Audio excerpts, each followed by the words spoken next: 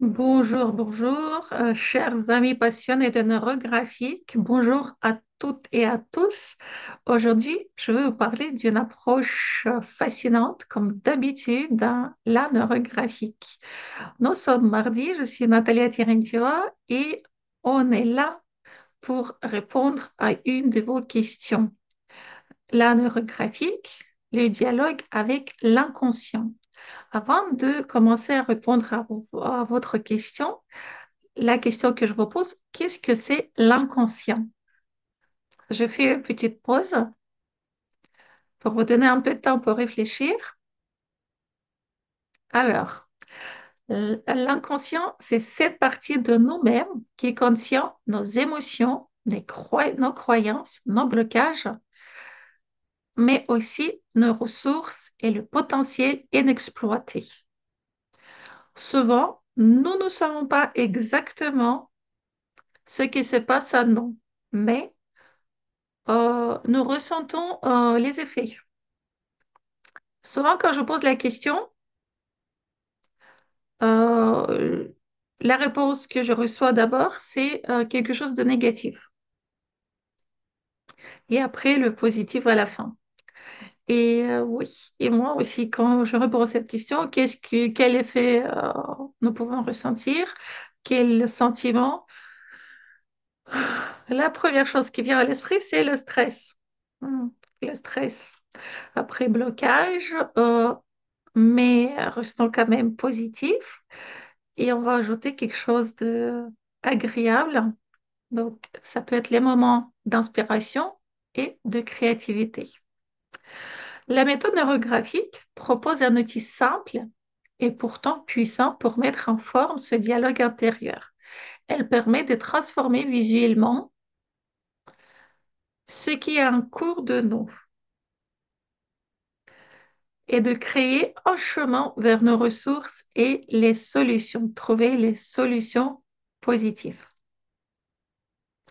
Pourquoi avons-nous besoin de ce dialogue?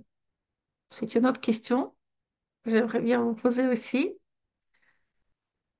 Comme on a dit, l'inconscient contient nos émotions, nos croyances, nos blocages, mais aussi les ressources et les potentiels, comme on a dit.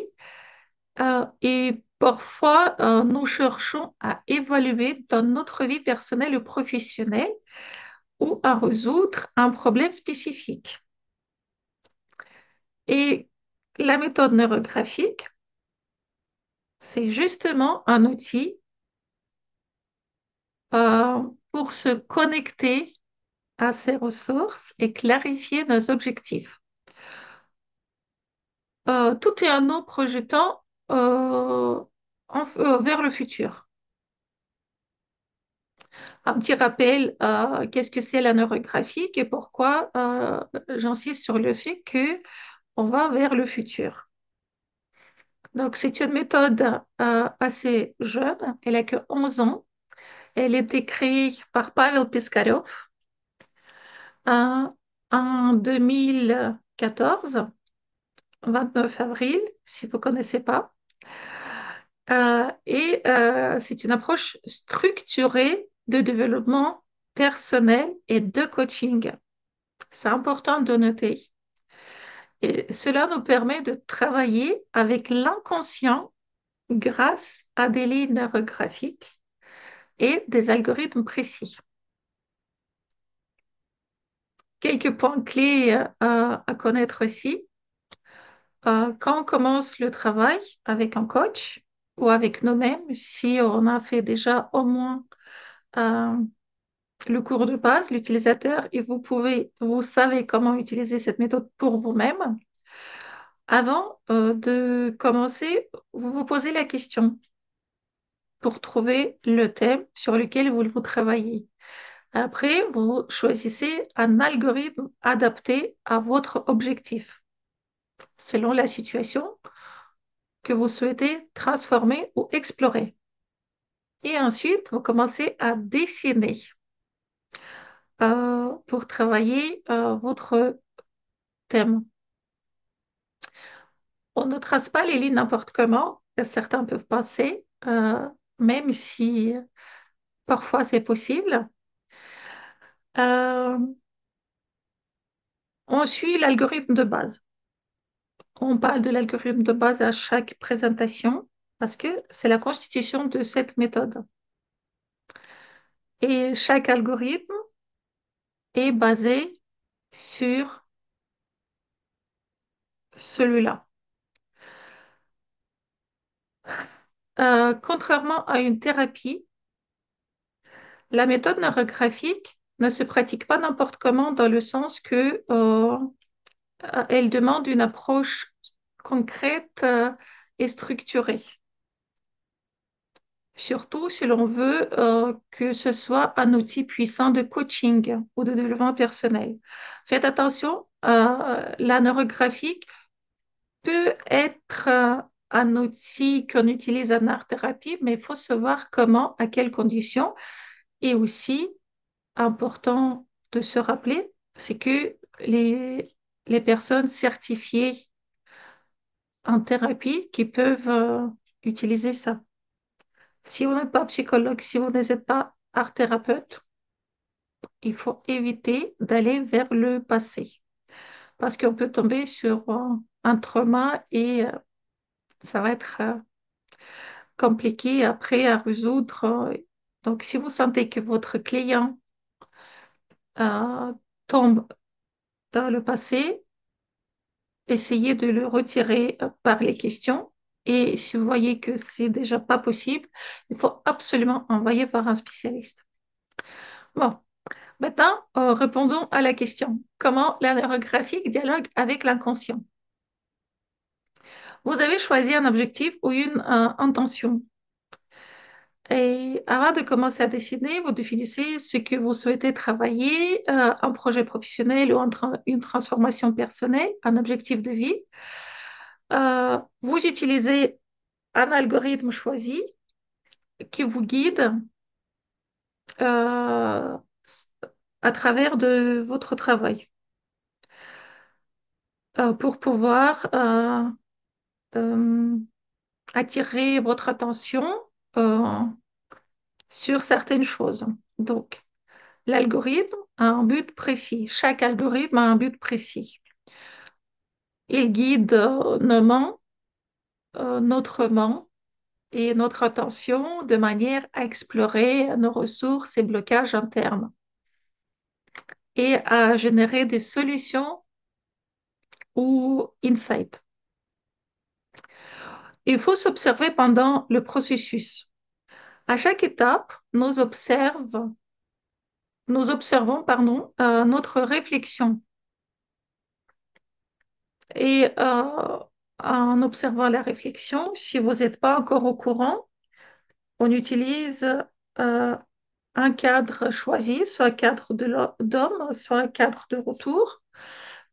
Si vous ne connaissez pas qu'est-ce que c'est, bienvenue à nos formations. Et donc, vous travaillez les 4 points d'attention pour analyser tout ce que vous ressentez à un moment donné, à un moment précis de votre travail. Si vous choisissez le cadre de retour, vous commencez par l'image interne. Après, vous analysez, vous observez vos émotions et sentiments.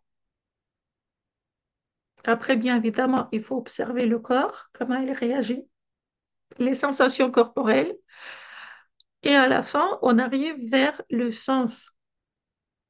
À quoi tout ça? Pourquoi mon corps réagit ainsi quand je fais la conjonction, par exemple?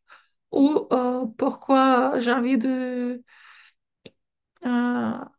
pleurer? Ou pourquoi je suis heureuse quand je fais les arrondis? Donc, cela crée un dialogue constant avec l'inconscient, tout en permettant d'identifier des ressources cachées en nous et des pistes de transformation. Euh, et bien évidemment, la neurographique n'est pas introspective, parfois ça peut être, mais à condition que vous êtes avec le spécialiste. Neurographique nous aide à nous projeter dans le futur, à visualiser des solutions ou des états souhaités et à créer un chemin concret vers nos objectifs. Pour parler d'un exemple pratique, je pense qu'à chaque fois, peut-être, ça sera intéressant d'ajouter quelque chose de pratique. Comme la dernière fois, on a essayé de respirer avec vous et trouver nos trésors cachés. Là, qu'est-ce qu'on peut vous proposer ici? Imaginons que vous souhaitez clarifier un projet ou une situation. Vous commencez par choisir l'algorithme adapté à votre objectif. Vous suivez les étapes et vous observez vos pensées, images intérieures, émotions, sentiments corporels. Et à chaque étape, vous prenez conscience de nouvelles ressources, de nouvelles idées ou de nouvelles perspectives. Et à la fin du travail, vous allez révéler un sens, un insight qui vous ramène à vos objectifs et à vos ressources internes. Ainsi, chaque dessin devient un dialogue avec votre inconscient qui vous guide vers des solutions concrètes et des transformations possibles. Pour conclure aujourd'hui, euh, je vous rappelle que Neurographique, c'est un outil puissant de développement personnel et de coaching qui permet un, deux, trois, de dialoguer avec l'inconscient et de se projeter vers le futur. En suivant les algorithmes et en observant vos réactions pendant le processus, vous accédez à vos ressources internes, clarifiez vos objectifs et transformez vos blocages en opportunités. Je vous encourage vivement à essayer cette approche. Choisissez un algorithme, laissez votre main suivre le chemin indiqué et observez ce que votre inconscient révèle. Vous pouvez être surpris par la clarté et les ressources que vous allez découvrir en vous. Si vous êtes seul et ne savez pas comment utiliser, ou ne savez pas encore qu'est-ce que c'est la méthode neurographique, approchez-nous. On va vous guider vers un spécialiste qui va vous accompagner. Et je vous remercie pour votre attention aujourd'hui. Continuez d'envoyer vos questions et on va répondre à une des questions la semaine prochaine. Je vous souhaite une très belle semaine et à très vite. Au revoir.